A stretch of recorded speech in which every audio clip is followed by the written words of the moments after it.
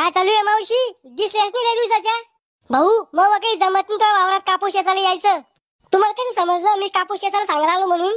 एवढ्या दिवसाचं की ध्यान नाही तुले मग. आता बरं आला तेल पाणी लावायला. मावशी 2 दिवस चाला फक्त. अरे भाऊ 2 मिनिटं बी येऊ शकत नाही मी.